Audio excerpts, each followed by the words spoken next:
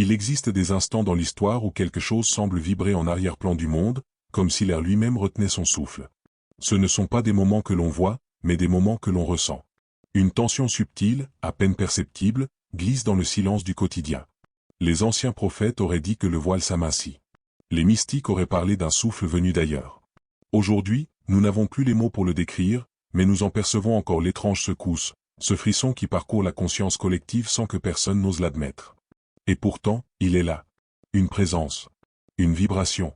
Une prémonition qui murmure, préparez-vous. Quelque chose approche. Dans ces périodes rares où le monde semble à la frontière de lui-même, certains hommes choisissent de regarder au-delà de ce que les yeux acceptent de voir. Ils pressentent ce que la majorité préfère repousser. Ils scrutent l'horizon invisible, celui qui ne se mesure ni en kilomètres ni en années, mais en perception intérieure. C'est là que se situe Gigi Benitez. Depuis des décennies, il écoute les zones de silence de l'histoire, ces espaces où les faits ne disent pas tout, où les textes sacrés laissent volontairement une marge de mystère. Et il répète inlassablement, nous faisons face au plus grand danger de notre histoire. Ce danger, Benitez ne le décrit jamais comme un événement isolé ni comme une catastrophe extérieure. Pour lui, la véritable menace n'est pas militaire, politique ou même géophysique. Elle est beaucoup plus profonde, presque insaisissable. Elle prend racine dans un lieu que nous ne protégeons plus, la dimension intérieure. C'est là, dans l'esprit humain, que s'est glissé un oubli progressif, une fatigue sacrée, une déconnexion lente mais constante de la présence divine.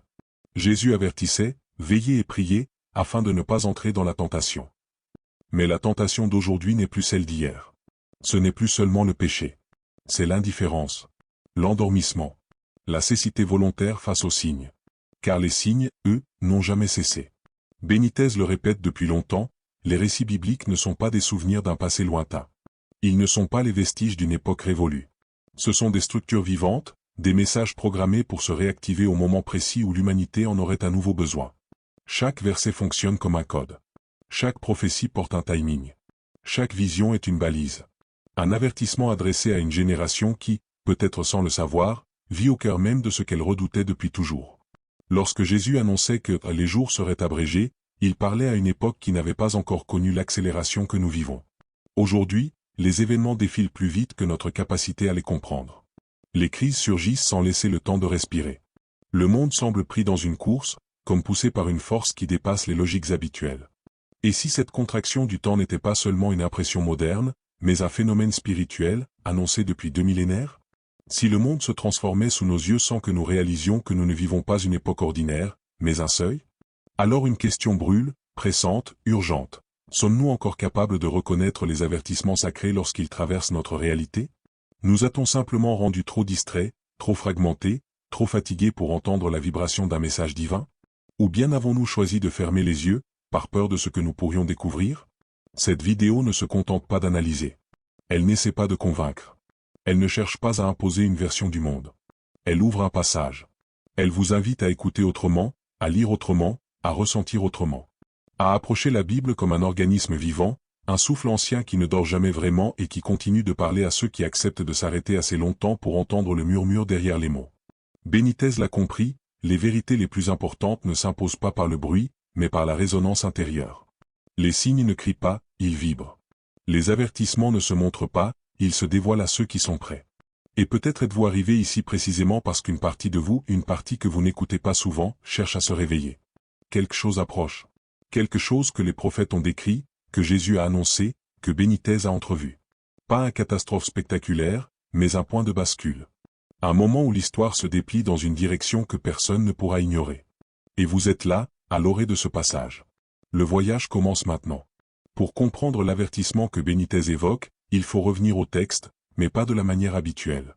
Lire la Bible comme un simple récit historique, c'est passer à côté de l'épaisseur invisible qui la traverse. Les anciens ne séparaient jamais le visible de l'invisible, chaque phrase était un code, chaque image un pont entre deux dimensions. Et lorsque l'on retourne aux manuscrits oubliés, aux marges de la tradition, un fil étrange apparaît, un fil que Benitez suit depuis des décennies, celui d'un avertissement tissé à travers les siècles. Le livre d'Hénoch, longtemps écarté des canons officiels, fait partie de ces textes qui semblent parler directement à notre époque. On y lit, et les puissances du ciel seront ébranlées, et les hommes chercheront refuge dans les montagnes, mais les montagnes elles-mêmes trembleront. Hénoch 84, cette phrase, souvent interprétée comme une vision apocalyptique, résonne différemment lorsqu'on la lit comme un symbole. Pourquoi des puissances célestes qui vacillent? Pourquoi un refuge qui devient lui-même instable? Pour Benitez, ce passage ne décrit pas seulement un bouleversement physique, mais un déséquilibre cosmique, une fracture dans l'ordre spirituel qui soutient le monde matériel. C'est comme si le texte révélait un effritement invisible, une tension qui agit d'abord dans les couches supérieures de la réalité avant de toucher la terre. Une idée similaire apparaît dans l'Évangile selon Luc, où Jésus dit « Il y aura des signes dans le soleil, la lune et les étoiles, et sur la terre une angoisse des nations. » Luc 21h25, ici encore, les signes ne sont pas présentés comme des phénomènes naturels ordinaires. Ce ne sont pas de simples éclipses ou perturbations célestes. Ce sont des messages. Des marques envoyées pour réveiller, secouer, avertir. Jésus ne parle pas d'événements isolés, mais d'un langage cosmique, d'une grammaire céleste adressée à ceux qui ne dorment pas. Là où la plupart ne voient que des anomalies, les Écritures parlent de signaux d'alarme, d'un appel à rompre l'aveuglement. Puis, dans le Pasteur d'Herma, un texte presque oublié mais essentiel pour les premiers chrétiens, nous lisons « Le monde est en train de s'effondrer. Non par la violence, mais par la faiblesse du cœur des hommes. » Cette phrase semble écrite pour notre génération. Car si le monde chancelle aujourd'hui, ce n'est pas seulement à cause des crises politiques ou des conflits visibles. C'est parce que le cœur lui-même s'est vidé. Le courage spirituel s'érode. La sagesse ne trouve plus de racines. Les âmes se dispersent dans 1000 distractions, incapables de rester en présence. Et quand le cœur s'affaiblit, le monde extérieur suit, comme un miroir qui se fissure pièce par pièce. Les Écritures insistent, le vrai combat ne se déroule jamais seulement à l'extérieur. Paul l'énonce avec une clarté tranchante, nous n'avons pas à lutter contre la chair et le sang, mais contre les dominations, contre les autorités, contre les esprits du mal dans les lieux célestes. Éphésiens 6h12, cette phrase n'est pas une métaphore morale. Elle décrit un champ de bataille réel, mais invisible. Un champ où les pensées, les intentions, les désirs, deviennent des armes ou des blessures. Si les puissances célestes sont ébranlées, si les signes apparaissent dans les étoiles, si les nations sont en angoisse, ce n'est pas uniquement parce que le monde extérieur se déchaîne, mais parce que l'humanité a laissé son intérieur se dérégler. Alors, quel est ce danger dont parle Benitez? Une guerre invisible. Une érosion spirituelle. Un glissement subtil où l'humanité se déconnecte de sa source, laissant la place à des forces qui ne demandent qu'un seul espace, celui que nous abandonnons par oubli. Benitez pose une question troublante. Et si les prophètes avaient décrit non pas seulement des événements à venir, mais des états de conscience? Et si les tremblements annoncés n'étaient pas uniquement géologiques, mais intérieurs? Peut-être que les puissances du ciel qui vacillent ne sont pas seulement des étoiles, mais les structures même de l'âme humaine, bousculées, affaiblies, fissurées. Les textes semblent dire que la fin ne commence pas dehors. Elle commence dans le cœur. Et lorsque le cœur s'effondre, le monde commence à l'imiter. Si l'on lit les avertissements bibliques comme un journaliste ou un historien, on n'y voit que des catastrophes, des images grandioses, des visions de fin du monde.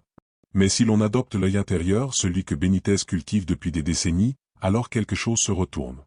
Le texte s'ouvre comme une chambre secrète, et chaque symbole, loin d'être une métaphore lointaine, devient une clé capable d'ouvrir un passage vers une compréhension plus vaste.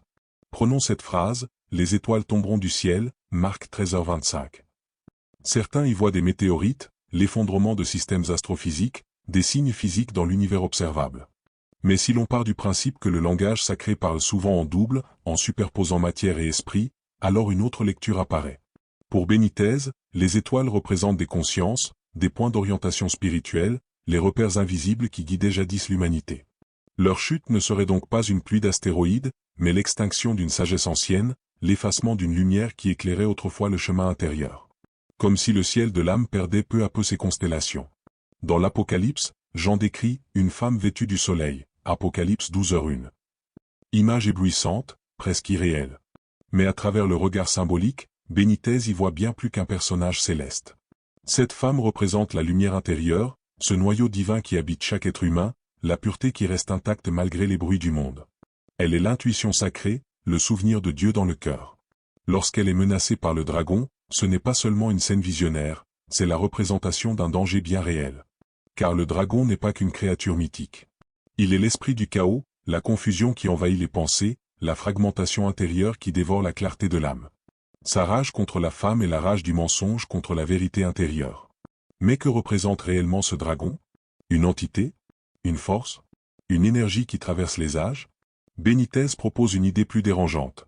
Le dragon est le nom symbolique du mouvement de division qui parcourt le monde, celui qui sépare l'homme de sa propre essence, qui l'arrache à l'unité, qui l'entraîne dans une vie faite d'agitation, d'apparence, de peur et d'oubli. Le dragon n'a pas besoin d'apparaître pour agir, il suffit qu'il détourne l'humain de son intérieur pour remporter une bataille. C'est là que le sens profond apparaît. Le plus grand danger n'est pas un cataclysme extérieur, mais un éteignement intérieur. Une extinction progressive de la lumière humaine. Un autre symbole, tout aussi puissant, revient sans cesse chez les prophètes, l'obscurcissement du soleil. Pour beaucoup, il s'agit d'un événement physique. Mais dans les textes apocryphes, notamment dans l'Apocalypse d'Esdras, une phrase renverse totalement la perspective, le soleil perdra sa lumière lorsque les hommes oublieront la lumière de leur âme. Ce n'est plus le cosmos qui s'effondre, c'est l'homme qui cesse d'éclairer le cosmos. Ce n'est plus la nature qui se rebelle, c'est la conscience humaine qui s'assèche. Alors tout s'aligne. Les prophètes parlent depuis longtemps d'une catastrophe invisible, une humanité qui perd le sens du sacré, qui étouffe sa propre flamme, qui vit sans regard vers le ciel, sans centre, sans silence, sans mémoire divine. Une humanité qui avance comme si elle était seule, dans un monde dépourvu de sens, sans entendre que quelque chose en elle demande à être réveillée. Et c'est là que la question dépasse le texte, dépasse Benitez, dépasse l'histoire. Elle se tourne vers vous. Elle vous frappe avec une simplicité déconcertante. Ai-je moi-même laissé s'éteindre quelque chose en moi? Il existe un mystère que Benitez répète dans ses œuvres, l'homme est plus grand que ce qu'il croit. Et c'est précisément parce que nous l'avons oublié que le danger grandit. Non pas parce que Dieu se retire, mais parce que nous ne savons plus le percevoir. Lorsque Jésus dit, « Le royaume de Dieu est au-dedans de vous », Luc 17h21, il offre la clé. Si le danger est intérieur, alors la protection l'est aussi. Ce royaume n'est pas un lieu, mais une fréquence. Une manière de voir, de respirer, de se souvenir. Les mystiques du désert parlaient d'un « fil d'or » reliant chaque âme au ciel. Aujourd'hui, ce fil semble s'amincir. Non parce qu'ils seront, mais parce que nous tirons dans l'autre sens. Pourtant, au moindre geste de retour, il devient à nouveau lumineux. Alors pose-toi cette question, quand ai-je réellement ressenti la présence de Dieu pour la dernière fois? Pas dans une église. Pas dans un livre. Mais dans un souffle, dans un silence, dans un regard. Le plus grand danger n'est pas ce qui arrive au monde. C'est ce qui arrive à ton âme lorsque tu cesses de percevoir la lumière. Une humanité sans Dieu devient une humanité vulnérable. Non pas aux bombes, mais à la peur. Non pas aux armées, mais à l'illusion. Non pas aux ténèbres, mais à l'absence de direction intérieure. Mais voici la bonne nouvelle, la lumière divine n'a pas besoin de permission pour se manifester. Elle attend seulement que tu ouvres une brèche. Une fissure dans tes certitudes. Un espace où la parole peut entrer et brûler comme une torche. Benitez dit, le véritable miracle, c'est un homme qui retrouve sa mémoire spirituelle. Alors respire. Relentis. Ecote. Le monde vacille, oui. Les signes se multiplient, oui. Mais le vrai combat se joue en toi. Et la victoire commence dans un seul acte, reconnaître la présence invisible qui marche avec toi depuis toujours. Ce danger peut être immense, mais la lumière en toi l'est encore plus.